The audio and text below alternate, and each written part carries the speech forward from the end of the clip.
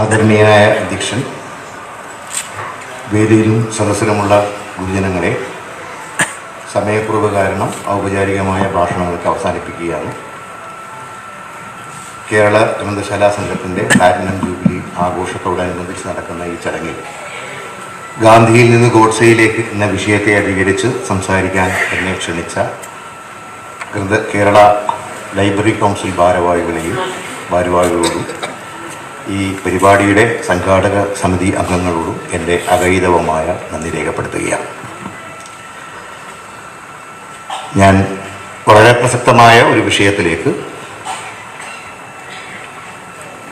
സമയം ദീർഘമായി സംസാരിക്കാൻ സാഹചര്യമില്ലാത്തതുകൊണ്ട് വളരെ പ്രധാനപ്പെട്ട കാര്യങ്ങൾ മാത്രം പറഞ്ഞ് എൻ്റെ പ്രഭാഷണം അവസാനിപ്പിക്കുന്നതാണ്.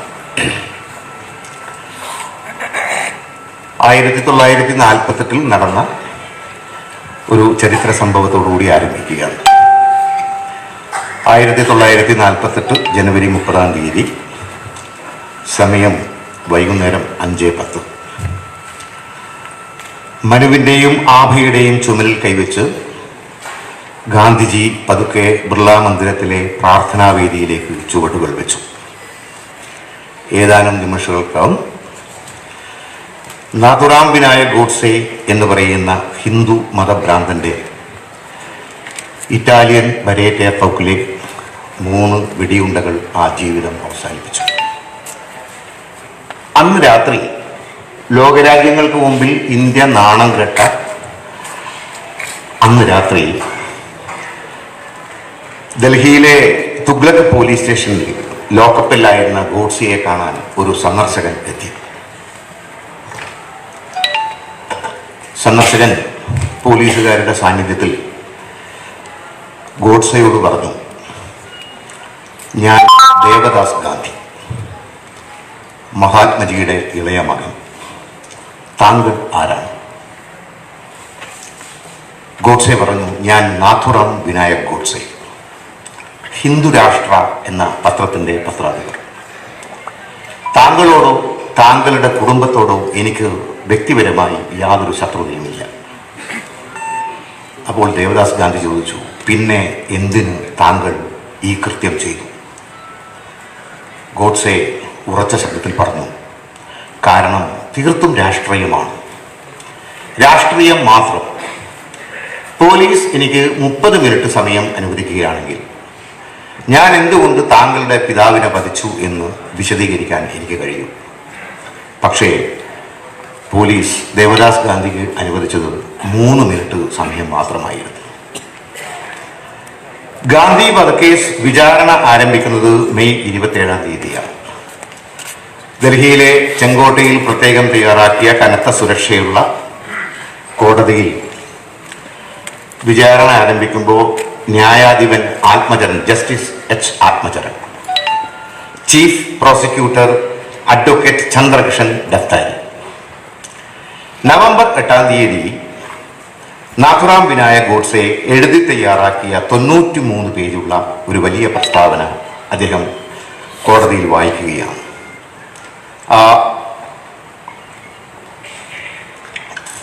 പ്രസ്താവന വായിക്കുന്നതിനിടയിൽ നിരവധി തവണ അദ്ദേഹം ബോധരഹിതനായി മാറുന്നുണ്ട്.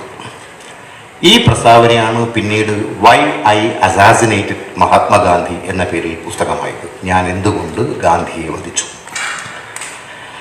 ആ പ്രസ്താവനയിൽ അദ്ദേഹം പറയുന്നത്, രാഷ്ട്രത്തിന് വേണ്ടി ഗാന്ധിജി ഒരുപാട് ത്യാഗങ്ങൾ അനുഷ്ഠിച്ചിട്ടുണ്ട്. അദ്ദേഹം ഇന്ത്യയുടെ മനസ്സിൽ ഉണർവുണ്ടാക്കി.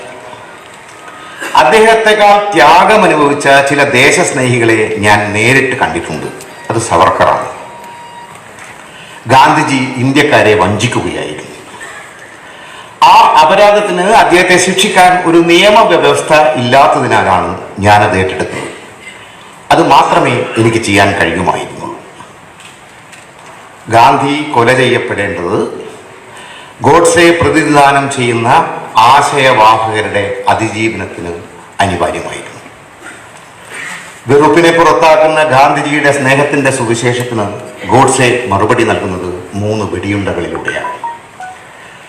ഗാന്ധിജി അഹിംസയ്ക്ക് വേണ്ടി ഉയർത്തിപ്പിടിച്ച അതേ ഭഗവത്ഗീത തന്നെയാണ് ഗോഡ്സെക്ക് ഗാന്ധിയെ വധിക്കാനുള്ള മാനിഫെസ്റ്റോയായി മാറുന്നത്.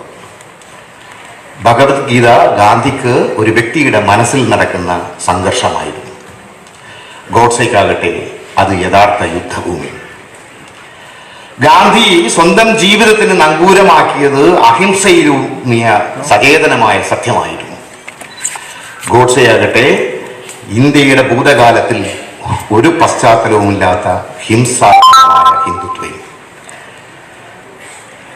നാഥുറാം വിനായക് ഗോഡ്സെയെ പ്രതിനിധീകരിക്കുന്ന രാഷ്ട്രീയത്തിൻ്റെ ഇന്നത്തെ വക്താക്കളും പ്രയോക്താക്കളും ഒക്ടോബർ 2-നും ജനുവരി 30-നും ഗാന്ധി പ്രതിമയ്ക്ക് മുമ്പിൽ കണ്ണടച്ച് തലകുനിച്ച് കൈകൂപ്പി പ്രാർത്ഥിക്കുന്ന കാഴ്ചയാണ് വർത്തമാനകാല ഇന്ത്യൻ രാഷ്ട്രീയത്തിലെ ഏറ്റവും ലജ്ജാകരമായ അധ്യായം.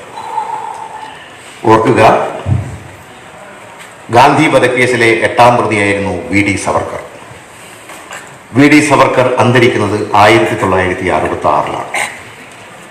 1966-ൽ വി ഡി സവർക്കർ അന്തരിച്ചപ്പോൾ അദ്ദേഹത്തിൻ്റെ ശവസംസ്കാര ചടങ്ങിൽ പങ്കെടുക്കാൻ ഒരു സർക്കാർ പ്രതിനിധിയെ അയക്കാൻ അന്നത്തെ മഹാരാഷ്ട്ര ഗവൺമെന്റിന് ധൈര്യമുണ്ടായിരുന്നില്ല. ഇന്നത്തെ ഇന്ത്യൻ അവസ്ഥ അന്നത്തെ അവസ്ഥയുമായി നമ്മൾ താരതമ്യം ചെയ്യുക. ഇതാണ് ഗാന്ധിയിൽ നിന്ന് ഗോഡ്സെയിലേക്ക് ഇന്ത്യൻ രാഷ്ട്രീയം നടത്തിയ അബദ്ധസഞ്ചാരത്തിൻ്റെ ബാക്കി പത്രം. നമ്മുടെ രാജ്യത്തിൻ്റെ സംസ്കാരത്തിൻ്റെയും പാരമ്പര്യത്തിൻ്റെയും ചരിത്രത്തിൻ്റെയും ബഹുസ്വരതകളെ മുഴുവൻ ഒരു ഹിന്ദു രാഷ്ട്രത്തിൻ്റെ മൂശയിൽ ഒതുക്കാനുള്ള ശ്രമങ്ങൾ അനുദിനം ശക്തി പ്രാപിക്കുകയാണ്. ദേശീയത നായാട്ടിനിറങ്ങുകയാണ്. നമ്മുടെ നവോത്ഥാന മൂല്യങ്ങളും സ്വാതന്ത്ര്യ സമര ധാതുക്കളും പതുക്കെ നഷ്ടപ്പെടുകയാണ്. ഗാന്ധിജി സ്വയം വിശേഷിപ്പിച്ച സ്വാത്വികനായ സനാതന ഹിന്ദുവിനെ അക്രമാസക്തനായ രാഷ്ട്രീയ ഹിന്ദുവാക്കി മാറ്റുന്നതിൽ വർഗീയവാദികൾ വിജയിച്ചുകൊണ്ടിരിക്കുന്നു. ഭൂരിപക്ഷത്തിൻ്റെ അധികാര ഭാഷയിലൂടെ സംഘപരിവാർ ചരിത്രം വളച്ചൊടിക്കുന്നു, തിരുത്തി എഴുതുന്നു, ദുർവ്യാഖ്യാനം ചെയ്യുന്നു. ഭൂതകാലത്തെ മായ്ച്ചു കളയുന്ന പുതിയ തന്ത്രങ്ങളും മിത്തിനെ ശാസ്ത്രമാക്കുന്ന രസതന്ത്ര വിദ്യകളും പ്രയോഗിക്കുകയാണ്. ഇത് പറയുമ്പോൾ നമ്മൾ ഇത്തരം വേദികളിൽ ബോധപൂർവം വിസ്മരിക്കുന്ന ഇതിൻ്റെ ഒരു മറുവശം കൂടി നമ്മൾ ചർച്ച ചെയ്യേണ്ടതുണ്ട്. അത് ഇസ്ലാമിക മതമൗലികവാദമാണ്. Syria, Afghanistan, Iraq, Pakistan, Libya തുടങ്ങിയ രാജ്യങ്ങളിൽ മത തീവ്രവാദവും ആധുനിക സാങ്കേതിക വിദ്യയും ഒത്തുവന്നപ്പോൾ അവിടെ ഇന്ന് അനുഭവിക്കുന്ന ആ ജനത, നിഷ്കളങ്കരായ ആ രാജ്യങ്ങളിലെ ജനത ഇന്ന് അനുഭവിക്കുന്നത് അരാജകത്വമാണ്, അസ്ഥിരതയാണ്, വിഭാഗീയതയാണ്, അസഹിഷ്ണുതയാണ്, രക്തച്ചൊരിച്ചിലാണ് അനുഭവിച്ചുകൊണ്ടിരിക്കുന്നത്. ചില മുസ്ലിം രാജ്യങ്ങളിലെ ന്യൂനപക്ഷ വംശങ്ങൾ, ഐസിസ് ഭീകരത, പാൻ ഇസ്ലാമിക് ആക്രമണം, ചാവേർ ആക്രമണങ്ങൾ, ഇവയൊക്കെ ശക്തനായ പൗരുഷമുള്ള ഒരു ഹിന്ദു നേതാവിനെ അഭയം കണ്ടെത്താൻ ഒരു ശരാശരി ഹിന്ദുവിനെ പ്രേരിപ്പിക്കുന്നതിൽ സംഘപരിവാർ വിജയിക്കുന്നു എന്നതും വളരെ പ്രധാനപ്പെട്ട കാര്യമാണ്.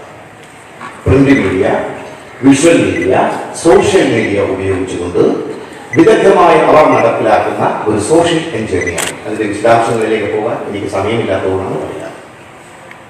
ഈ ഒരു സന്നിധാനസ്ഥയിലാണ് ഞാനൊരു ഹിന്ദു മതവിശ്വാസിയാണെന്നും ഞാനൊരു സനാതന ഹിന്ദുവാണെന്നും ഹിന്ദു മതത്തിന്റെ അടിസ്ഥാന തത്വം സത്യത്തിലും അഹിംസയിലുമുള്ള പൂർണ്ണ വിശ്വാസമാണെന്നും ഒരു യഥാർത്ഥ മതവിശ്വാസിക്ക് ഒരിക്കലും ഒരു ഹിന്ദു രാഷ്ട്രവാദത്തെ അംഗീകരിക്കാൻ കഴിയില്ലെന്നും സ്വന്തം ജീവിതത്തിലൂടെയും മരണത്തിലൂടെയും തെളിയിച്ച മഹാത്മാഗാന്ധി പ്രശസ്തനായി മാറുന്നു. സംഘപരിവാർ ഉയർത്തിപ്പിടിക്കുന്ന സാംസ്കാരിക ദേശീയതക്കെതിരായ നമ്മുടെ ആക്രമണത്തിന്റെ കുന്തവയും പ്രതിരോധത്തിന്റെ കവചവും ആയി ഗാന്ധി ഇന്ന് നമ്മളെ സഹായിക്കാറുണ്ട്.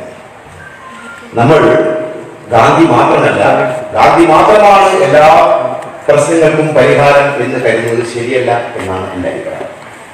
മറ്റൊരു ബദൽ പരിഹാര മാർഗം ഉയർന്നു വരുന്നത് വരെ നമ്മൾ ഗാന്ധിയെ മുന്നോട്ട് ചേർത്തേപ്പെടുന്നു. അപ്പോൾ ഒരു ചോദ്യം, എന്താണ് ഗാന്ധിജിയുടെ സമകാലിക പ്രസക്തി? അദ്ദേഹത്തിന്റെ ചെറുമകനായ രാജ്മോഹൻ ഗാന്ധി ഈ അടുത്ത കാലത്ത് എഴുതിയ വൈ ഗാന്ധി സ്റ്റിൽ മാറ്റേഴ്സ്, എന്തുകൊണ്ട് ഗാന്ധി ഇപ്പോഴും പ്രസക്തനായി മാറുന്നു എന്ന പുസ്തകത്തിൽ അദ്ദേഹം പറയുന്ന ഒരു പ്രധാനപ്പെട്ട കാര്യം perfection and relevance are not the same thing. പ്രസക്തിയും പൂർണ്ണതയും രണ്ട് വ്യത്യസ്തമായ കാര്യങ്ങളാണ്.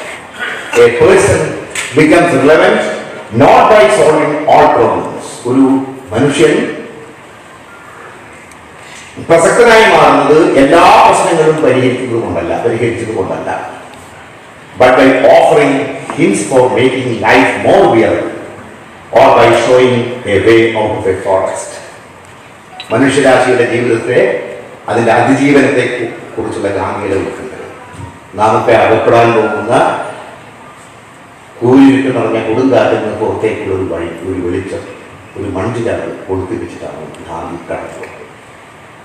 ഗാന്ധിയെ മറ്റ് അദ്ദേഹത്തിന്റെ സമകാലികരായ ലോക നേതാക്കളിൽ നിന്ന് വ്യത്യസ്തമാക്കുന്ന കുറേ സംഭവങ്ങളുണ്ട്. ഞാനൊരു 3 സംഭവങ്ങൾ മാത്രം പറയാം. 1893 ബാരിസ്റ്റർ MK ഗാന്ധി ദക്ഷിണാഫ്രിക്കയിലേക്ക് പോകുന്നു. ദക്ഷിണാഫ്രിക്കയിൽ അദ്ദേഹം വർണ്ണ വിവേചന നയത്തിനെതിരായ പോരാട്ടം ആരംഭിക്കുകയാണ്. വർണ്ണവിവേചന നയത്തിനെതിരായ പോരാട്ടം ആരംഭിച്ച ഗാന്ധി അത് ആഫ്രിക്കൻ വൻകരയിൽ നിന്ന് ഇന്ത്യയിലെത്തിക്കും, ഏഷ്യയിലെത്തിക്കും. ആ സമരത്തിന്റെ തീജ്വാലയെ അദ്ദേഹം യൂറോപ്പിലെത്തിക്കുന്നു. ഒരു പക്ഷേ ആധുനിക കാലഘട്ടത്തിൽ വർണ്ണവിവേചനം എന്ന് പറയുന്ന മനുഷ്യത്വശൂന്യമായ ഒരു നടപടിക്കെതിരെ ഒരു സോഷ്യൽ ഗ്ലോബൽ മൂവ്മെന്റ് ആരംഭിക്കുന്നത് ഗാന്ധിയാണ്. ഒരു ആഗോള അനീതിക്കെതിരായ പോരാട്ടത്തിന് തുടക്കം കുറിക്കുന്നത് ഗ്ലോബൽ സോഷ്യൽ മൂവ്മെന്റ്. 1901 ദക്ഷിണാഫ്രിക്കയിൽ വെളുത്തവർഗക്കാരായ ആളുകൾ തമ്മിലുള്ള വർണ്ണവിവേചനത്തിനെതിരെ പോരാട്ടം നടക്കുന്നതിനിടയിൽ 1901 ഗാന്ധി ഇന്ത്യയിൽ 1896 വരുന്നു. 1896 കൽക്കട്ടയിൽ കോൺഗ്രസ് സമ്മേളനം നടക്കുന്നു. കോൺഗ്രസ് സമ്മേളനം നടക്കുന്ന കൽക്കട്ടയിലേക്ക് ദക്ഷിണാഫ്രിക്കയിലെ ഇന്ത്യക്കാരായ ആളുകൾ നേരിടുന്ന കഷ്ടപ്പാടുകളെ കുറിച്ച് കോൺഗ്രസ് സമ്മേളന പ്രതിനിധികളെ ബോധ്യപ്പെടുത്താൻ വേണ്ടിയാണ് ഗാന്ധി അവിടെ എത്തുന്നത്. അവിടെ എത്തുന്ന ഗാന്ധി മഹാത്മാഗാന്ധിയല്ല, ഗാന്ധിജിയല്ല, ബാപ്പുവല്ല, മെലിഞ്ഞു സൃഷ്ടിച്ച ബാരിസ്റ്റർ MK ഗാന്ധിയാണ്. അദ്ദേഹം അവിടെ എത്തുന്ന സമയത്ത് കാണുന്നത് അവിടെയുള്ള സമ്മേളനത്തിൽ പങ്കെടുക്കുന്ന ആയിരക്കണക്കിന് പ്രതിനിധികൾക്ക് മലമൂത്ര വിസർജനം ചെയ്യാനുള്ള സൗകര്യങ്ങൾ ചെയ്തിട്ടില്ല. ഭൂരിഭാഗം പ്രതിനിധികൾ താമസിക്കുന്നത് റിപ്പൺ കോളേജിന്റെ റൂമുകളിലാണ്. റിപ്പൺ കോളേജിലെ വ്യത്യസ്തമായ മുറികളിൽ മുഴുവൻ തിങ്ങിക്കൂടിയ വളരെ ദരിദ്രരായ പിന്നോക്കം നിൽക്കുന്ന ഇന്ത്യയിലെ വ്യത്യസ്ത ഭാഗങ്ങളിൽ നിന്ന് വന്ന ആളുകൾക്ക് മലമൂത്ര വിസർജനം ചെയ്യാൻ സാധിക്കാത്തൊരു സാഹചര്യം വന്നപ്പോൾ അവർ റിപ്പൺ കോളേജിന്റെ വരാന്തയിൽ നിരനിരയായിരുന്നു മലമൂത്ര വിസർജനം നടത്തുകയാണ്. ഗാന്ധി അവിടെ എത്തുമ്പോൾ കാണുന്ന കാഴ്ച മലം നിറഞ്ഞു കിടക്കുന്ന റിപ്പൺ കോളേജിന്റെ വരാന്തയിൽ അസഹനീയമായ ദുർഗന്ധവുമാണ്. ആത്മകഥയിൽ അദ്ദേഹം എഴുതി വെച്ചിട്ടുണ്ട്, കോൺഗ്രസ് സമ്മേളനം ഒരു 5 ദിവസം കൂടി കൽക്കട്ടയിൽ നടന്നിട്ടുണ്ടെങ്കിൽ എല്ലാ കോൺഗ്രസ് സമ്മേളന പ്രതിനിധികളും പ്ലേഗ് രോഗം പിടിച്ച് മരിച്ചു പോകുമായിരുന്നു. ഗാന്ധി ഒരു ഇരുമ്പ് ബക്കറ്റും ഒരു അലൂമിനിയം പാട്ടയും എടുത്ത് തനിക്ക് അജ്ഞാതരായ ഏതെല്ലോ മനുഷ്യർ വിസർജിച്ചു വെച്ച മലം ഒറ്റക്ക് കഴുകി വൃത്തിയാക്കുകയാണ്. കഴുകി വൃത്തിയാക്കുന്ന സമയത്ത് ഗാന്ധിക്കെതിരെ ഇന്ന് പലരും ഉയർത്തുന്ന ഒരു വലിയ വിമർശനത്തിന്റെ മറുപടിയാണ് 1901 പറയുന്നത്. ഗാന്ധിയോട് ഇങ്ങനെ അന്യൻ വിസർജിച്ച മലം തൂത്തുവാരുന്ന ഗാന്ധിയോട് ഒരാൾ ചോദിക്കുന്നു, നിങ്ങൾ എന്തിനാണ് ഒരു തൊട്ടുകൂടാത്തവന്റെ പണിയെടുക്കുന്നത്? നിങ്ങൾ ജാതി ഹിന്ദുക്കൾ ഇവിടെ ഒരു തൊട്ടുകൂടാത്ത സ്ഥലമാക്കിയിരിക്കുന്നു. അപ്പോ ഗാന്ധി സവർണ ഹിന്ദുക്കൾ നൂറ്റാണ്ടുകളിലൂടെ വളർത്തിയ അസ്പൃശ്യതയുടെയും ജാതി വ്യവസ്ഥയുടെയും അതിരുകളെ ഗാന്ധി ഇങ്ങനെ ചൂലുകൊണ്ട് അടിച്ചു പാരുകയാണ്. 1914 ജൂൺ 30 ദക്ഷിണാഫ്രിക്കയിലെ വെളുത്ത വർഗക്കാരായ ഭരണകൂടത്തിന്റെ പ്രതിരോധ വകുപ്പ് മന്ത്രിയായ ജാൻ ക്രിസ്റ്റ്യൻ സ്മട്സും ഗാന്ധിയും ഒരു കരാർ ഒപ്പിടുന്നത്. ആ കരാറിന്റെ പേര് ഇന്ത്യൻ റിലീഫ് ബിൽ. ദക്ഷിണാഫ്രിക്കയിലെ പീഡനം അനുഭവിക്കുന്ന ഇന്ത്യക്കാരുടെ എല്ലാ പ്രശ്നങ്ങൾക്കും പരിഹാരം കാണാൻ കഴിയില്ലെങ്കിലും അന്നത്തെ ഒരു സാഹചര്യത്തിൽ ചരിത്രത്തിന്റെയും കാലത്തിന്റെയും പരിമിതികളിൽ വെച്ച് ഗാന്ധിയെ പോലുള്ള ഒരു മനുഷ്യന് തന്റെ സഹന സമരങ്ങളിലൂടെ നേടിയെടുക്കാവുന്ന ഒരു വലിയ നേട്ടമായിരുന്നു Indian relief bill. Jan Christian Smuts എന്ന് പറയുന്ന ദക്ഷിണാഫ്രിക്കയിലെ അന്നത്തെ പ്രതിരോധ വകുപ്പ് മന്ത്രി, അന്ന് ലോകത്തിൽ ജീവിച്ചിരുന്ന ഏറ്റവും ബുദ്ധിമാന്മാരിൽ പെട്ട ഒരാളായിരുന്നു. ആൽബർട്ട് ഐൻസ്റ്റീൻ പറയുന്നത്, എന്റെ ആപേക്ഷിക സിദ്ധാന്തം കൃത്യമായി മനസ്സിലാക്കിയ ലോകത്തിലെ 13 പേരിൽ ഒരാൾ ജാൻ ക്രിസ്ത്യൻ സ്മട്സ്. അദ്ദേഹം പിന്നീട് ബ്രിട്ടന്റെ റോയൽ എയർഫോഴ്സിന്റെ ഒക്കെ തലച്ചോറായി മാറുന്നത് ജാൻ ക്രിസ്ത്യൻ സ്മട്സ് ആണ്. ജാൻ ക്രിസ്ത്യൻ സ്മട്സും ഗാന്ധിജിയും തമ്മിൽ ഇന്ത്യൻ റിലീഫ് ബിൽ ഒപ്പിട്ടതിനു ശേഷം കസ്തൂർബ ഗാന്ധിയോടൊപ്പം ലണ്ടൻ വഴി ഇന്ത്യയിലേക്ക് മടങ്ങാൻ തയ്യാറായ ഗാന്ധി ആ യാത്ര പുറപ്പെടുന്നതിന്റെ 2 ദിവസം മുമ്പ് കക്ഷത്ത് ഒരു കടലാസിന്റെ പൊതിയുമായി ജാൻ ക്രിസ്ത്യൻ സ്മട്സിന്റെ ബംഗ്ലാവിലേക്ക് കയച്ചു. ജാൻ ക്രിസ്ത്യൻ സ്മട്സ് ഗാന്ധിയോട് ഇരിക്കാൻ പറ്റും. ഗാന്ധി പറയും, sorry mister Smuts, I am very busy. ഞാൻ നാളെ എൻ്റെ ഭാര്യയോടൊപ്പം ലണ്ടൻ വഴി ഇന്ത്യയിലേക്ക് പോവുകയാണ്, ഇരിക്കാനൊന്നും സമയമില്ല. ഞാൻ എനിക്ക് ഒരു സമ്മാനവുമായിട്ടാണ് വന്നത്. അപ്പോൾ സ്മട്സ് ചോദിക്കും, എന്താണ് വാട്ട് ഇസ് യുവർ ഗിഫ്റ്റ്? ചിരിച്ചുകൊണ്ട് MK ഗാന്ധി തൻ്റെ കക്ഷത്തുണ്ടായിരുന്ന ഒരു ചെറിയ കടലാസ് കെട്ടെടുത്ത് ജാൻ ക്രിസ്ത്യൻ സ്മട്സിന് സമ്മാനം. അത് ബോക്സേഴ്സ് ജയിലിൽ ജാൻ ക്രിസ്ത്യൻ സ്മട്സ് ഗാന്ധിയെ തടവുകാരനാക്കിയപ്പോൾ ആ തടവറയിൽ നിന്ന് ഗാന്ധിജി സ്വന്തം കൈകൾ കൊണ്ടുണ്ടാക്കിയ 2 ജോഡി ചെരുപ്പുകളായിരുന്നു. ആ കടലാസ് കുടി തുറന്ന ജാൻ ക്രിസ്ത്യൻ സ്മട്സിന് മനസ്സിലായി, ഇത് വെറും ചെരുപ്പല്ല. അദ്ദേഹം ആ ചെരുപ്പ് സൂക്ഷിച്ചു വെച്ചു. അദ്ദേഹം പ്രതിരോധ വകുപ്പ് മന്ത്രി സ്ഥാനത്ത് രാജിവെച്ചതിന് ശേഷം പ്രിട്ടോറിയ എന്ന് പറയുന്ന സ്ഥലത്തിനടുത്ത് ഇർണി എന്ന ഗ്രാമത്തിൽ ഡൂംക്ലൂഫ് എന്ന് പറയുന്ന ഒരു കൃഷിയിടത്തിൽ വേനൽക്കാലങ്ങളിൽ ജാൻ ക്രിസ്ത്യൻ സ്മട്സ് ഗാന്ധി സമ്മാനിച്ച 2 ചെരുപ്പുകൾ മാറി മാറി ചവിട്ടി നടക്കുന്ന സമയത്ത് ജാൻ ക്രിസ്ത്യൻ സ്മട്സ് ഇങ്ങനെ ആലോചിക്കും, ഗാന്ധിയാണ് ലോകം കാണാൻ പോകുന്ന ഏറ്റവും വലിയ അഹിംസാ വിപ്ലവകാരി. ആ ചെരുപ്പ് സമ്മാനിക്കുന്നതിലൂടെ ഗാന്ധി ചെയ്തത് സാമ്രാജ്യത്വത്തിന്റെ മുഖത്ത് എറിയുന്ന അഹിംസാത്മകമായ ആദ്യത്തെ ചെരുപ്പാണ്. ആ ചെരുപ്പ് കൃത്യമായി ജാൻ ക്രിസ്ത്യൻ സ്മട്സ് തിരിച്ചറിഞ്ഞു എന്നുള്ളതാണ്. അദ്ദേഹം ആ ചെരുപ്പ് 2 സൂക്ഷിച്ചു വെച്ചു. 1939 ഒക്ടോബർ 2-ാം തീയതി ഗാന്ധിയുടെ 70-ാം ജന്മദിനത്തിൽ ദക്ഷിണാഫ്രിക്കയിൽ നിന്ന് ആ 2 ചെരുപ്പുകളും പാർസലായി സമ്മാനമായി വാർദ്ധയിലെ സേവാഗ്രാമിൽ അദ്ദേഹം എത്തിക്കുകയാണ്.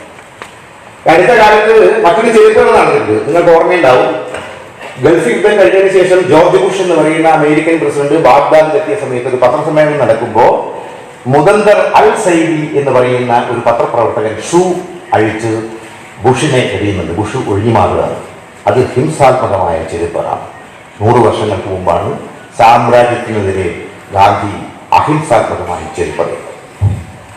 ഗാന്ധിയെ എക്കാലത്തും പ്രസക്തനാക്കുന്ന ഒരു 3ാമത്തെ അനുഭവമാണ് ഞാൻ പറയാൻ പോകുന്നത്. 1947 ഇന്ത്യ വിഭജന കാലത്ത് അരങ്ങേറിയ വർഗീയ കലാപങ്ങളിൽ കൊല്ലപ്പെട്ട മനുഷ്യരുടെ കണക്ക്.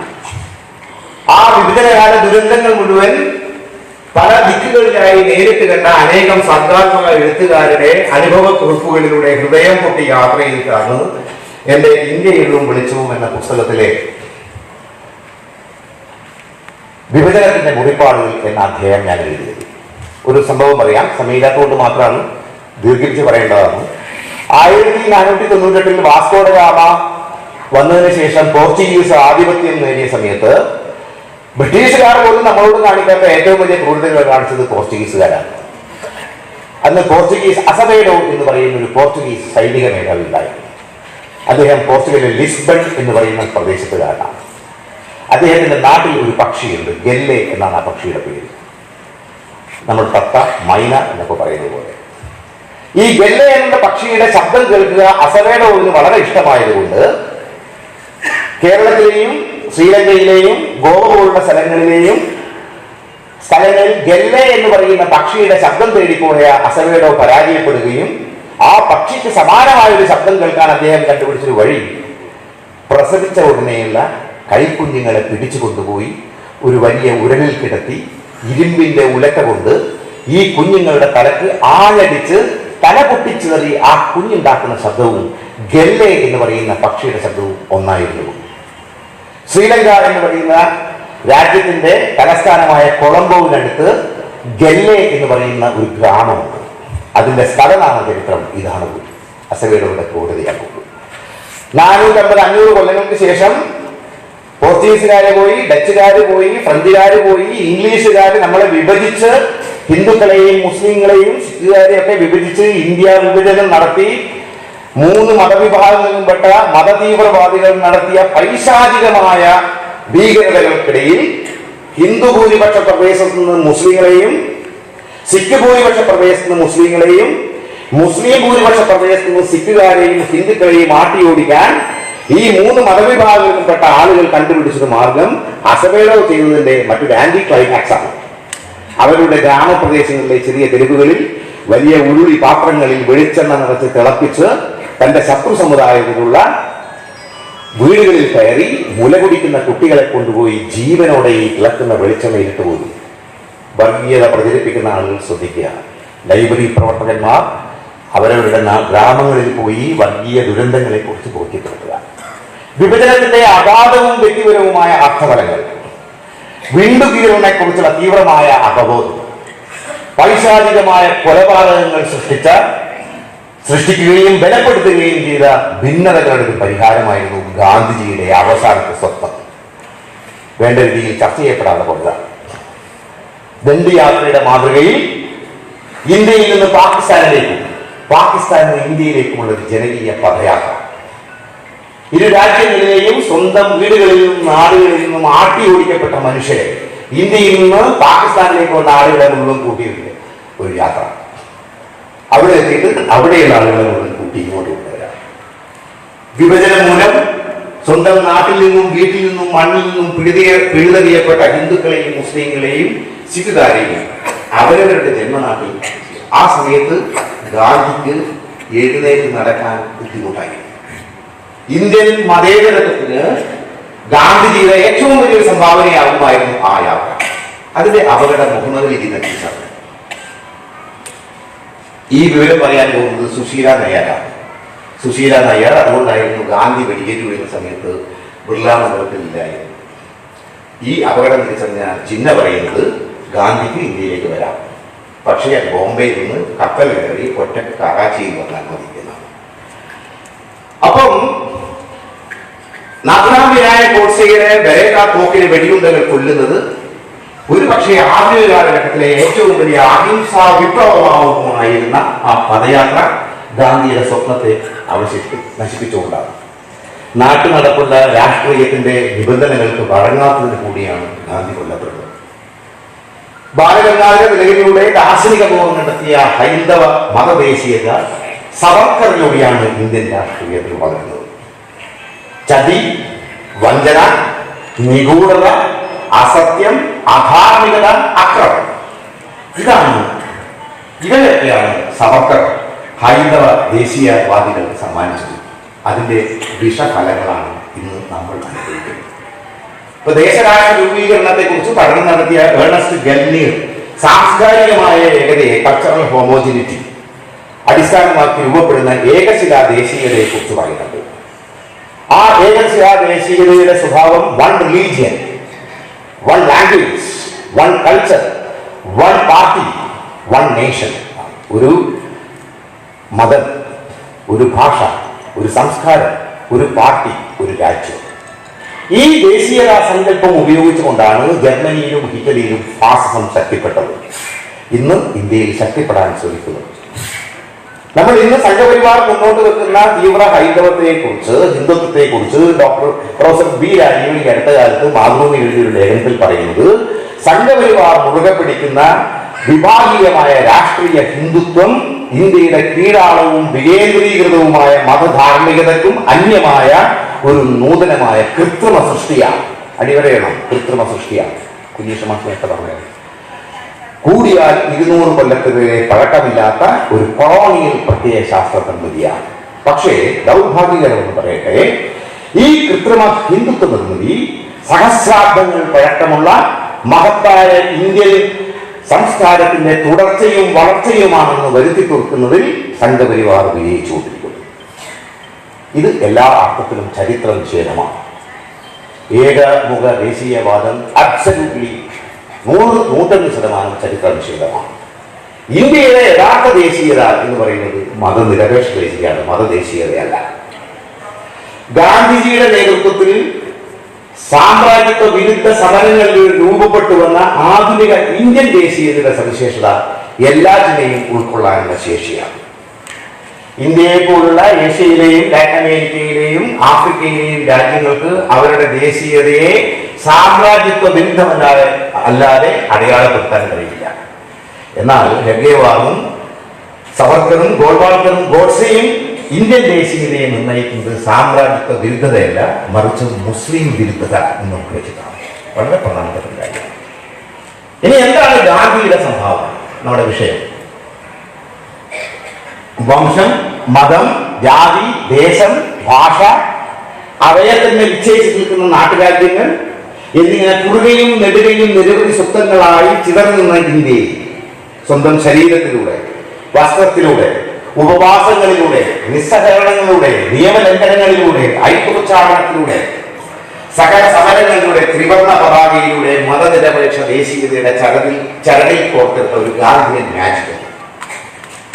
ആ സന്ദർഭത്തിൽ ആധുനികത്വത്തിൽ അത് ഗാന്ധിക്ക് മാത്രമേ ചെയ്യാൻ കഴിയുമായിരുന്നു. മറ്റൊരു ഇന്ത്യൻ നേതാവ് ചെയ്യുമായി കഴിയാൻ കഴിയുമായിരുന്നില്ല. That is the levels of Gandhi.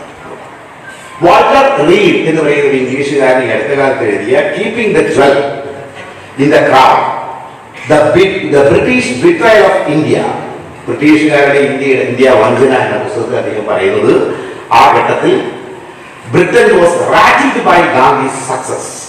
ബ്രിട്ടീഷുകാർ അത്ഭുതപ്പെട്ടുപോയി ഗാന്ധിയുടെ വിജയത്തിൽ. The British were particularly irritated because they couldn't understand Gandhi, they couldn't categorize him. ഗാന്ധിയെ മനസ്സിലാക്കാൻ പറ്റില്ല. കാരണം ഇന്നത്തെ ഇന്ത്യ, ബംഗ്ലാദേശ്, പാകിസ്ഥാൻ ആലോചിച്ച് നോക്കുക. ആ വൈവിധ്യങ്ങളെ മുഴുവൻ ഗാന്ധി എന്ന മനുഷ്യൻ ഒരു തോർത്തും മാത്രം കൊടുത്ത് ഐക്യപ്പെടുത്തി കൊണ്ടുപോയി എന്ന് പറയുന്നത് ആധുനിക ചരിത്രത്തിലെ മഹാത്ഭുതങ്ങളിലൊന്നാണ്. ദക്ഷിണാഫ്രിക്കയിലെ സമരകാലത്ത് ഇന്ത്യക്കാരുടെ ദയനീയമായ അവസ്ഥ ബ്രിട്ടീഷ് ഭരണകൂടത്തെ അറിയിക്കാൻ വേണ്ടി 1909 ഗാന്ധി ലണ്ടനിലെത്തുന്നത്. അദ്ദേഹത്തിന്റെ കൂടെ ദൗത്യ സംഘത്തിലുള്ളത് V A Chettiar, Seth Haji Habib, M Champari. ആ ഡൽഹിയിൽ ലണ്ടനിലെത്തിയ സന്ദർഭത്തിൽ 1909 ഇന്ത്യ ഹൗസിൽ വെച്ച് അദ്ദേഹം വി ഡി സവർക്കറെയും ശ്യാംജി കൃഷ്ണവർമ്മയെയും താരക് നാഥ് ദാസിനെയും കാണുന്നുണ്ട്. ഈ 3 പേരും ഗാന്ധിയോട് പറയുന്നത് ഹിന്ദു തീവ്രതയിൽ അധിഷ്ഠിതമായ ഒരു വിമോചന പോരാട്ടത്തിന് മാത്രമേ ഇന്ത്യക്ക് സ്വാതന്ത്ര്യം നേടിക്കൊടുക്കാൻ കഴിയൂ. ഗാന്ധി ഇങ്ങനെ സവർക്കറുടെ മുഖത്തിനെ കുറിച്ച് നോക്കൂ. കെ അരവിന്ദാക്ഷൻ എഴുതിയ ദൈവം തുറക്കാത്ത പുസ്തകം എന്ന് പറയുന്ന നോവലിൽ ഗാന്ധിയുടെ തന്നെ ആത്മഭാഷണങ്ങളിലൂടെ മനുഷ്യൻ നേരിട്ട ആത്മസംഘർഷങ്ങളുടെ കഥയാണ് ആ നോവൽ പറയുന്നത്. ആ നോവൽ അദ്ദേഹം പറയുന്നത് ചരിത്രമല്ല. ആ നോവൽ അദ്ദേഹം പറയുന്നത് ഗാന്ധി സവർക്കറെ കുറിച്ചു നോക്കുന്ന സമയത്ത് സവർക്കറുടെ മുഖത്ത് ഒരു ത്രികോണാകൃതി ഗാന്ധി കാണുന്നുണ്ട്. ഗാന്ധി അപ്പോൾ മനസ്സിൽ പറയുന്നത് ഇതാ നിങ്ങളാണ് എൻ്റെ അന്ധകൻ. ആ സമയത്ത് ഗാന്ധി വല്ലാതെ വിഷമിക്കുകയാണ്. ഗാന്ധി ഭയപ്പെടുക, ദക്ഷിണാഫ്രിക്കയിലെ ഗാന്ധി ഭയപ്പെടുകയാണ്. 1909 1909 ഒക്ടോബർ 24 ലണ്ടനിലെ കുറെ ഇന്ത്യക്കാർ ദസറ ആഘോഷത്തിന്റെ ഭാഗമായി നടന്ന ഒരു ഒത്തുചേരലിൽ ഗാന്ധിയെയും സവർക്കറെയും അതിഥികളായി ക്ഷണിക്കും. ഗാന്ധി പറയുന്നത് രാമനെ മുൻനിർത്തിയുള്ള, ശ്രദ്ധിക്കണേ, രാമൻ 1909 രാമനെ മുൻനിർത്തിയുള്ള അഹിംസയിലൂന്നിയ സ്വാതന്ത്ര്യ സമരത്തെ കുറിച്ചാണ് ഗാന്ധി സംസാരിക്കുന്നത്. സവർക്കർ സംസാരിക്കുന്നത് 10 കൈകളുള്ള രക്തദാഹിയായ ദുർഗയെ മുൻനിർത്തി ഭീകര പ്രവർത്തനങ്ങളുടെ ഇന്ത്യയെ സ്വതന്ത്രമാക്കണമെന്നാണ് സവർക്കർ പറയുന്നത്. ദക്ഷിണാഫ്രിക്കയിൽ നിന്ന് അദ്ദേഹം കിൽഡോണ കാസിൽ നിന്ന് കപ്പലില് ലണ്ടനിൽ നിന്ന് ദക്ഷിണാഫ്രിക്കയിലേക്ക് തിരിച്ചു പോകുന്ന സമയത്താണ് അദ്ദേഹം ഹിന്ദ് സ്വരാജ് എന്ന് പറയുന്ന പുസ്തകം എഴുതുന്നത്. ഹിന്ദ് സ്വരാജ് എന്ന പുസ്തകം എഴുതുന്നത് ഇടത് കൈ കൊണ്ടും വലത് കൈ കൊണ്ടാണ്. He wrote that book using both hands. അത് ഗാന്ധിയുടെ ഒരു പ്രത്യേകത. അത് വായനക്കാരനും പത്രാധിപരും തമ്മിലൊരു സംവാദം. അതിലെ വായനക്കാരൻ സവർക്കറാണെന്നും പറയപ്പെടുന്നുണ്ട് എന്നുള്ളതാണ്. അപ്പൊ അതുവരെ യൂറോ സെൻട്രിക് ആയിരുന്ന ഗാന്ധി പാശ്ചാത്യ നാഗരികതയുടെ ബൂർഷ മോഡേണിറ്റി ഹിംസാത്മകത തിരിച്ചറിയാണ്. ഒരു നൂറ്റാണ്ടിന് ശേഷവും 2019 ഹിന്ദു സ്വരാജ് വായിക്കപ്പെടുന്നത്, ചർച്ച ചെയ്യപ്പെടുന്നത് ആ ചെറു ഗ്രന്ഥത്തിന് മനുഷ്യവംശത്തോളം നീളുന്ന ദിശാബോധം ഉള്ളതുകൊണ്ട് മാത്രമാണ്. ആ ദിശാബോധം തിരിച്ചറിയാത്ത പലരും അനവസരത്തിൽ ഗാന്ധിയെ വിമർശിച്ച് സാംസ്കാരിക ദേശീയവാദികൾക്ക് ഊർജം പകരുന്നു എന്നുള്ളതാണ് വളരെ ദുഃഖകരമായ ഒരു കാര്യം. സമയമില്ലാത്തവൻ ചുരുക്കുകയാണ്. അരുന്ധതി റായ് എന്ന് പറയുന്ന എഴുത്തുകാരി അവർ ഈ അടുത്ത കാലത്ത് അമേരിക്കയിലെ ട്രൂ ഗ്രിഡ് ചാനൽ എന്ന് പറയുന്ന ഒരു ടെലിവിഷൻ ചാനലിൽ നിന്ന് ലോറ ഫ്ലാൻഡേഴ്സ് എന്ന് പറയുന്ന ഒരു മാധ്യമ പ്രവർത്തകയുമായി ഒരു ഇന്റർവ്യൂ നടത്തുന്നത്.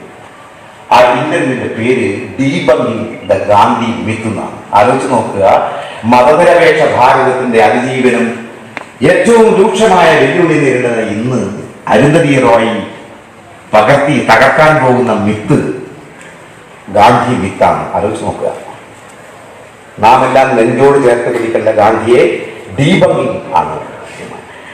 ആ ഇന്റർവ്യൂവിന്റെ അവസാനം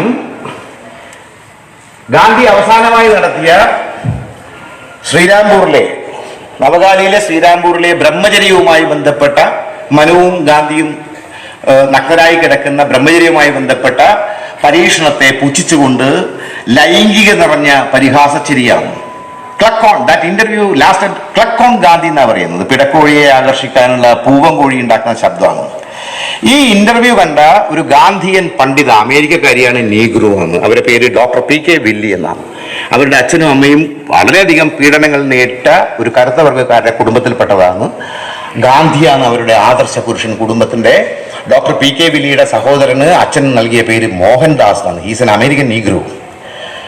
ആ ഇന്റർവ്യൂ കൊണ്ട് ക്ഷുഭിതയായ അമേരിക്കൻ പണ്ഡിതയായ ഡോക്ടർ PK വില്ലി 25 കൊല്ലക്കാലം ഗാന്ധിയൻ ദർശനങ്ങളെ കുറിച്ച് ആഴത്തിൽ പഠിച്ച ഒരു പണ്ഡിതയാണ്. അവര് ക്ഷുഭിതയായിട്ട് ഒരു 13 പേജുള്ള ഒരു കത്ത് അയക്കുന്നുണ്ട്. An open letter to Arundhati Roy. ആ ഓപ്പൺ ലെറ്ററിൽ 2008 മുതൽ അരുന്ധതി റോയ് ഗാന്ധിക്കെതിരെ നടത്തുന്ന ചരിത്രവിരുദ്ധമായ വിമർശനങ്ങളെ മുഴുവൻ അക്കമിട്ട് അവർ ആക്രമിക്കുന്നുണ്ട്, പ്രതിരോധിക്കുന്നുണ്ട്. അവസാനിക്കുന്നത് അവരുടെ കത്ത് അവസാനിക്കുന്നത് because you are an Indian. Arundhati റോയോട് പറയാം, because you are an Indian the world populace thinks you know about Gandhi. നിങ്ങളിത് ഇന്ത്യക്കാരി ആയതുകൊണ്ട് നിങ്ങൾ പോകുന്ന അഡ്രസ് ചെയ്യുന്ന ആളുകളൊക്കെ ധരിക്കും നിങ്ങൾക്ക് ഗാന്ധിയെ കുറിച്ച് കൃത്യമായി അറിയാം. Now the world looks up to India because of Gandhi. ലോകം മുഴുവൻ ഇന്ത്യയെ ഉറ്റുനോക്കുന്നത് ഗാന്ധി കാരണമാണ്. Don't evaluate Gandhi from A school girls view. ഒരു സ്കൂളിൽ പഠിക്കുന്ന ഒരു പെൺകുട്ടിയുടെ മാനസികാവസ്ഥയിൽ ഗാന്ധിയെ അനലൈസ് ചെയ്യാൻ പാടില്ല എന്ന് പറയുന്നുണ്ട്. ഒരു വിമർശനം, ഞാൻ എൻ്റെ വിശദാംശങ്ങളിലേക്ക് പോകുന്നില്ല. കഴിഞ്ഞ ആഴ്ച മണിയൂരിൽ B. സുരേഷ് ബാബുവിൻ്റെ നേതൃത്വത്തിലുള്ള മണിയൂർ ജനതാ ലൈബ്രറിയിൽ 2 മണിക്കൂർ സമയം അരുന്ധതി റോയിയെ പോലുള്ള ആളുകൾ നടത്തുന്ന ഗാന്ധി വിമർശനങ്ങൾക്ക് ഒരു മറുപടിയാണ് ശ്രീധരൻ മാഷ് അവിടെ ഇരിക്കുന്നത് പറഞ്ഞത്. ഇനി അതുപോലെ ഇപ്പോൾ ഒരു ഇത് ഖണ്ഡന വിമർശനമാണ് അരുന്ധതി റോയുടെ. ആനന്ദിനെ പോലുള്ള ആളുകൾ മഹാപണ്ഡിതരാണ്, സെക്യുലറിസ്റ്റുകളാണ്. പക്ഷേ അവരെല്ലാം ഉയർത്തുന്ന ചില വിമർശനങ്ങൾ സംഘപരിവാറിന് ഗാന്ധിയെ അടിക്കാനുള്ള, മതനിരപേക്ഷ പാരമ്പര്യത്തെ അടിക്കാനുള്ള വടി കൊടുക്കുകയാണ്. കഴിഞ്ഞ മാസത്തെ പച്ചക്കുതിര എന്ന് പറയുന്ന മാസികയിൽ നമ്മുടെ ആനന്ദും കാരശ്ശേരി മാഷും തമ്മിലൊരു ചർച്ച നടക്കുന്നുണ്ട്, അഭിമുഖ സംഭാഷണം. രാമന്റെ രാജ്യവും മുഹമ്മദിന്റെ രാജ്യവും എന്നാണ്. അതിൽ ആനന്ദ് പറയുന്നത് ഗാന്ധിജി രാമരാജ്യം എന്ന പ്രയോഗം നടത്തിയത് വലിയ തെറ്റായിപ്പോയി. ഹിന്ദുക്കൾക്കിടയിൽ ഹിന്ദു രാജ്യം എന്ന സങ്കല്പം പറന്നു പിടിക്കാൻ കാരണമായി. ആനന്ദ് മഹാപ്രതിഭയാണ്, അദ്ദേഹത്തിന്റെ പേര് ഉച്ചരിക്കാൻ പോലും എനിക്ക് അർഹതയില്ല. ഇന്ത്യയിലെ വർഗീയതയെക്കുറിച്ച് അദ്ദേഹം എഴുതിയ വേട്ടക്കാരനും വിരുന്നുകാരനും എന്ന് പറഞ്ഞൊരു പുസ്തകമുണ്ട്. ഔട്ട്സ്റ്റാൻഡിങ് ക്ലാസിക് എന്ന് പറയാവുന്നതാണ്. പക്ഷേ ആനന്ദിന്റെ ഈ അഭിപ്രായത്തെ സംഘപരിവാർ മസ്തിഷ്കങ്ങൾ വിദഗ്ധമായി അവർക്ക് അനുകൂലമായി ഉപയോഗിക്കുന്നു എന്നുള്ളതാണ് ഏറ്റവും പ്രധാനപ്പെട്ട ഒരു കാര്യം. എനിക്ക് തന്നെ ഒരുപാട് വാട്സപ്പ് മെസ്സേജസ് വന്നിട്ടുണ്ട്. അതിൽ പറയുന്നത് വെച്ചാൽ ഞങ്ങൾ പറയുന്ന രാമരാജ്യം തന്നെയാണ് ഗാന്ധി പറഞ്ഞ രാമരാജ്യവും ഹിന്ദു രാജ്യവും. മാത്രമല്ല ഓർക്കുക, 1991 ലോക്സഭാ തെരഞ്ഞെടുപ്പിന്റെ സമയത്ത് അന്നത്തെ BJPയുടെ അഖിലേന്ത്യാ സെക്രട്ടറി ആയിരുന്ന JP മാധവ് പറയുന്നുണ്ട്, നാം ഇപ്പോൾ ഫോൺ എടുത്താൽ ഹലോ എന്നാണല്ലോ പറയുക. ഇനി ഫോൺ എടുത്തു കഴിഞ്ഞാൽ ഹലോ എന്ന വാക്കിന് പകരം ജയ് ശ്രീരാം എന്ന് പറയുന്ന ഒരു കാലം ഞങ്ങൾ സൃഷ്ടിക്കും. ആനന്ദിന്റെ വിമർശനത്തിനെ, പോസിറ്റീവായ വിമർശനത്തെ നമ്മൾ അതിനുമായി കൂട്ടുവായിക്കുക. ഇനി എന്താണ് യഥാർത്ഥ ഗാന്ധിയുടെ രാമരാജ്യ സങ്കല്പം? വളരെ വേഗത്തിൽ പറയാണ്. ഗാന്ധിയുടെ സമ്പൂർണ്ണ കൃതികളിൽ 41ാമത്തെ വോള്യത്തിൽ 374ാമത്തെ പേജിൽ സ്പീച്ച് അറ്റ് പബ്ലിക് മീറ്റിംഗ് ഭോപ്പാലിൽ നടന്ന ഒരു പ്രസംഗം ഗാന്ധി അതിൽ കോട്ട് ചെയ്യുന്നുണ്ട്. സദസ്യരിൽ ഭൂരിഭാഗവും മുസ്ലിങ്ങളാണ്. അതിൽ ഗാന്ധി കൃത്യമായി പറയുന്നു, I warn my Musalman friends against misunderstanding me in my use of the word Ramarajya. Ramarajya എന്ന വാക്ക് ഞാൻ ഉപയോഗിക്കുന്നതിൽ എൻ്റെ മുസ്ലിം സഹോദരന്മാർ എന്നെ തെറ്റിദ്ധരിക്കരുത്. I do not mean Hindu Raj. ശ്രദ്ധിക്കണം, ഞാൻ ഹിന്ദു രാജ്യത്തെ കുറിച്ചല്ല പറയുന്നത്. I mean Ramarajya, divine Raj, the kingdom of God, ദൈവരാജ്യമാണ്. For me Rama and Rahim are the one and the same deity. എന്നെ സംബന്ധിച്ചിടത്തോളം രാമനും റഹീമും ഒരേ ദൈവമാണ്. മതനിരപേക്ഷ സംസ്കാരത്തിൻ്റെ ഏറ്റവും പ്രധാനപ്പെട്ട അനിവാര്യത കാണുന്ന കാലത്ത് നമ്മൾ ഗാന്ധിയെ വായിക്കേണ്ടത് for me Rama and Rahim are the same deity. I acknowledge no other God but the one God of truth and righteousness. ധാർമ്മികതയുടെയും സത്യത്തിൻ്റെയും ദൈവമാണ് എൻ്റെ ദൈവം എന്നാണ്. ഇനി ഗാന്ധിയുടെ സംഭാവന, മതപരതയുടെ ചിഹ്ന വ്യവസ്ഥയെ ജനങ്ങളെ സംഘടിപ്പിക്കുവാൻ ഉപയോഗിച്ചുകൊണ്ട് അതിൻ്റെ ഉള്ളടക്കത്തിലുള്ള ഹൈന്ദവതയുടെ ഹിംസാത്മകതയെ പ്രതിരോധിച്ചു എന്നുള്ളതാണ് ഗാന്ധിയുടെ ഏറ്റവും പ്രധാനപ്പെട്ട സംഭാവന എന്ന് പറയുന്നത്. സ്വരാജ് എൻ്റെ ജന്മാവകാശമാണ്, ഞാനത് നേടുക തന്നെ ചെയ്യും എന്ന് പറഞ്ഞ തിലകന്റെ സ്വരാജ്യ സങ്കല്പത്തെ പുതിയ അർത്ഥതലങ്ങൾ നടത്തി അർത്ഥതലങ്ങൾ നൽകി വികസിപ്പിക്കുകയാണ് ഗാന്ധി ചെയ്യുന്നത്. സാമ്രാജ്യത്വ വിരുദ്ധ സമരത്തെ ഉറങ്ങിക്കിടക്കുന്ന ഗ്രാമങ്ങളിലേക്ക് ഗാന്ധി എത്തിക്കുകയാണ് ഏറ്റവും പ്രധാനപ്പെട്ട കാര്യം. Moderates, എക്സ്ട്രീമിറ്റ്സ്, revolutionaries. ഗാന്ധി ദക്ഷിണാഫ്രിക്കയിൽ വരുന്ന സമയത്ത് ദേശീയ പ്രസ്ഥാനത്തിന് 3 ധാരകളാണ്. 1 മിതവാദികൾ, 2 തീവ്രവാദികൾ, 3 വിപ്ലവകാരികൾ. ഇവരെല്ലാം അർബൻ മിഡിൽ ക്ലാസ്സിൽ നിന്ന ആളുകളാണ്. 1920 നാഗപ്പൂർ സമ്മേളനത്തിൽ തൂണുകളില്ലാത്ത സ്വർണഗോപുരമായിരുന്ന കോൺഗ്രസിന് ഒരു ജനകീയ ഭരണഘടന എഴുതിയുണ്ടാക്കി ഇന്ത്യയിലെ ഉറങ്ങിക്കിടക്കുന്ന ഗ്രാമങ്ങളിലേക്ക് ബ്രിട്ടീഷ് വിരുദ്ധ പോരാട്ടത്തെ നയിച്ചത് ഗാന്ധിയാണ്. മതത്തിന്റെ അന്തസത്തയായ ധാർമ്മികതയെ അദ്ദേഹം രാഷ്ട്രീയവൽക്കരിക്കാൻ ശ്രമിച്ചു. രാഷ്ട്രീയത്തെ അദ്ദേഹം ധാർമ്മികവൽക്കരിക്കാനും ശ്രമിച്ചു എന്നുള്ളതാണ്. ഇന്ത്യൻ ഗ്രാമങ്ങളിലെ തോട്ടികളും കൈവേലക്കാരും കർഷക തൊഴിലാളികളും ദരിദ്രരും സ്ത്രീകളും നിരാലംബരും ഉൾക്കൊള്ളുന്ന ജീവസുറ്റ ഹിന്ദുയിസത്തിന്റെ വ്യത്യസ്ത ധാരകളെ ജനകീയ സമരങ്ങളിൽ ഗാന്ധി സമർത്ഥമായി സമന്വയിപ്പിക്കുകയാണ്. നമ്മളൊക്കെ പഠിക്കേണ്ടതാണ്. മാത്രമല്ല അദ്ദേഹം ചെയ്യുന്നത് ഭൂമിയിൽ അനുക്രമം വികസിച്ചു വരുന്ന എല്ലാ ധാർമ്മിക മൂല്യങ്ങളെയും രാഷ്ട്രീയ ധാരകളെയും സ്വാംശീകരിക്കുന്ന സ്വതന്ത്രമായ തുറസ്സുള്ള ഒരു മനസ്സായിരുന്നു ഗാന്ധിയുടേത്. അദ്ദേഹത്തിന്റെ വിശാലമായ കാഴ്ചപ്പാടിന് ഞാൻ 3 ഉദാഹരണങ്ങൾ പറയാം. ഒരുപാട് പറയാറുണ്ട്. ഇന്ത്യക്ക് സ്വാതന്ത്ര്യം കിട്ടുന്ന സമയത്ത് ആ തൊട്ടുമുമ്പുള്ള കാലത്ത് ഗാന്ധിയെ ഏറ്റവും അധികം വിമർശിച്ചത് മുഹമ്മദ് അലി ജിന്നയും BR അംബേദ്കറുമാണ്. ആദ്യത്തെ മന്ത്രിസഭ രൂപീകരിക്കപ്പെടുന്ന ഘട്ടത്തിൽ അംബേദ്കർ നിയമമന്ത്രി എന്ന രീതിയിൽ നെഹ്റുവിനും കോൺഗ്രസ് നേതാക്കന്മാർക്കും സ്വീകാര്യമായിരുന്നില്ല. ആ ഘട്ടത്തിൽ അംബേദ്കറെ നിയമമന്ത്രിയാക്കാൻ വേണ്ടി സമ്മർദ്ദം ചെലുത്തുന്നത് ഗാന്ധിയാണ്. ഗാന്ധിയോട് നെഹ്റുവിനോടുള്ള കോൺഗ്രസ് നേതാക്കൾ പറഞ്ഞു അംബേദ്കർ കോൺഗ്രസിന് സ്വീകാര്യമല്ല എന്ന് പറഞ്ഞപ്പോൾ ഗാന്ധി പറയുന്നത് സ്വാതന്ത്ര്യം കിട്ടിയത് കോൺഗ്രസിനല്ല ഇന്ത്യക്കാണ്.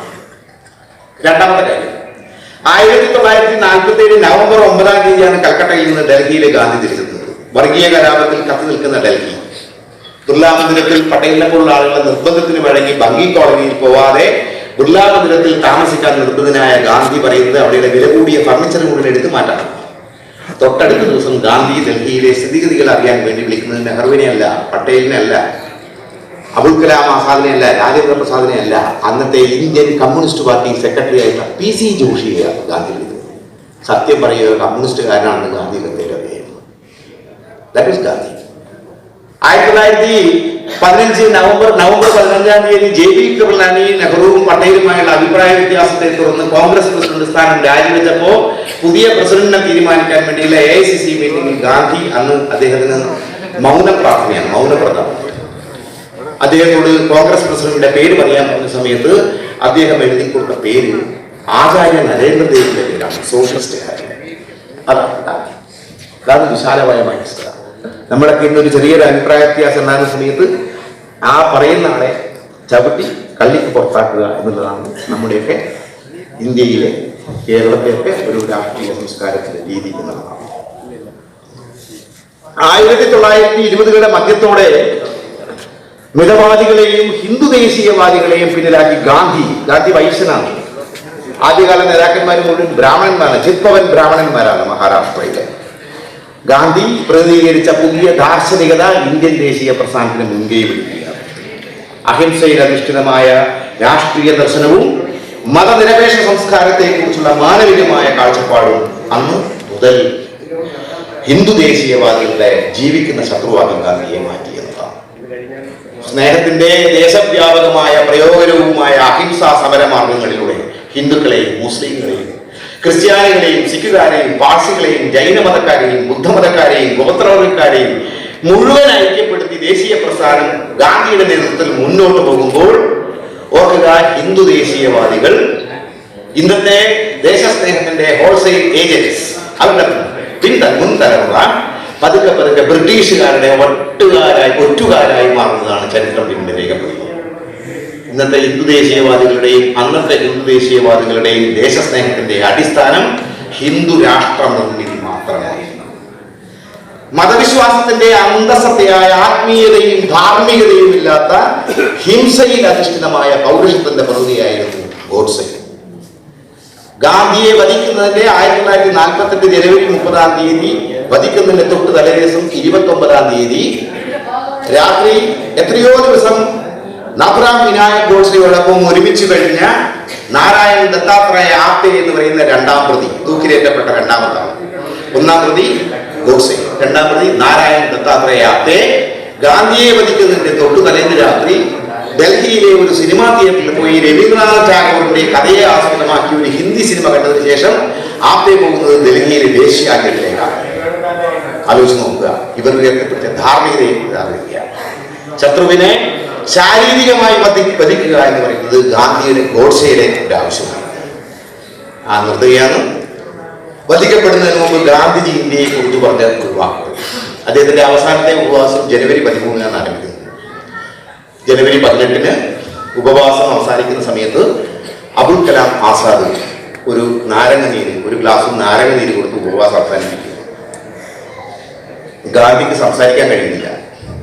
മനുവാബയും ഒരു തുണി നനച്ച് ഗാന്ധിയുടെ തലയിൽ ഇങ്ങനെ നെറ്റിയിലിങ്ങനെ വെക്കുക.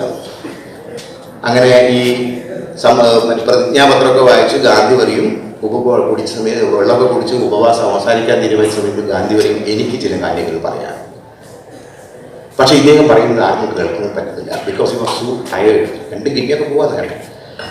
അപ്പൊ ഇദ്ദേഹം പറയാൻ പോകുന്ന കാര്യങ്ങൾ കേൾക്കാൻ വേണ്ടി മനു അവരുടെ ചെവി ഗാന്ധിയുടെ ചുണ്ടുകൾക്ക് അടുത്ത് വെക്കും. ഗാന്ധി പതുക്കെ പറയുന്ന കാര്യങ്ങൾ ഗാന്ധി ഈ മനു ഉറക്കെ പറയും. പ്യാരലാൽ അത് എഴുതിയെടുത്തിട്ട് ഉറക്കെ വായിക്കും. എല്ലാവരും കേൾക്കെ വായിക്കുക. ഗാന്ധി പറഞ്ഞ വാക്കുകൾ എല്ലാവരും ഹൃദയത്തിൽ ചോര കൊണ്ട് എഴുതി വെക്കണം. ഗാന്ധി പറഞ്ഞ വാക്കുകൾ, അവസാനമായി ഇന്ത്യയെ കുറിച്ച് പറഞ്ഞ വാക്കുകൾ. ഇന്ത്യ ഹിന്ദുക്കളുടേത് മാത്രവും പാകിസ്ഥാൻ മുസ്ലിങ്ങളുടേത് മാത്രവുമാണെന്ന് ആരും കരുതരുത്. ഹിന്ദുക്കളും മുസ്ലിങ്ങളും ക്രിസ്ത്യാനികളും പാർസികളുമെല്ലാം സഹോദരന്മാരാണെന്ന് മുഴുവൻ ഭാരതീയരെയും ബോധ്യപ്പെടുത്താൻ നമുക്ക് കഴിയണം. ഗാന്ധി അവസാനം പറഞ്ഞ കാര്യം. 1949 നവംബർ 15 രാവിലെ 8 മണിക്കാണ് നാഥുറാം വിനായക് ഗോഡ്സെയും നാരായൺ ദത്താത്രേയ ആപ്തെയും തൂക്കിലേറ്റുന്നത്. കഴുമരത്തിലേക്ക് കൊണ്ടുപോകുന്ന സമയത്ത് അഖണ്ഡ ഭാരതത്തിന്റെ ഭൂപടവും കാവിക്കൊടിയും ഭഗവത്ഗീതയുമാണ് അവരുടെ കയ്യിലുണ്ടായിരുന്നത്. താൻ വിഭാവനം ചെയ്ത അഖണ്ഡ ഭാരതം സ്ഥാപിതമാകുന്നത് വരെ തന്റെ ചിതാഭസ്മം തലമുറകളിലൂടെ കൈമാറണമെന്ന് ഗോഡ്സെ തന്റെ വിൽപത്രത്തിൽ എഴുതി വെച്ചിട്ടുണ്ട്. ജീവിതാന്ത്യത്തിൽ നാഥുറാം വിനായക് ഗോഡ്സെ വരച്ചിട്ടത് ഒരിക്കലും അവസാനിക്കാത്ത വെറുപ്പിന്റെ വിഷമവൃത്തങ്ങളാണ്. നമ്മളെല്ലാം ആ വിഷമവൃത്തങ്ങളിൽപ്പെട്ട് ശ്വാസം മുട്ടിക്കഴിയുകയാണ്. പുതിയ തലമുറയോടും യുവതലമുറയോടും ഇനി വരാനിരിക്കുന്ന തലമുറകളോടും നമ്മൾ പറയേണ്ടത്, ഈ ലൈബ്രറി കൗൺസിലിന്റെ വിഷയത്തിൽ ആക്കേണ്ടത് ഗാന്ധിയിൽ നിന്ന് ഗോഡ്സെയിലേക്ക് എന്നല്ല, ഗോഡ്സെയിൽ നിന്ന് ഗാന്ധിയിലേക്ക് വരാൻ പറയണം. നന്ദി, നമസ്കാരം.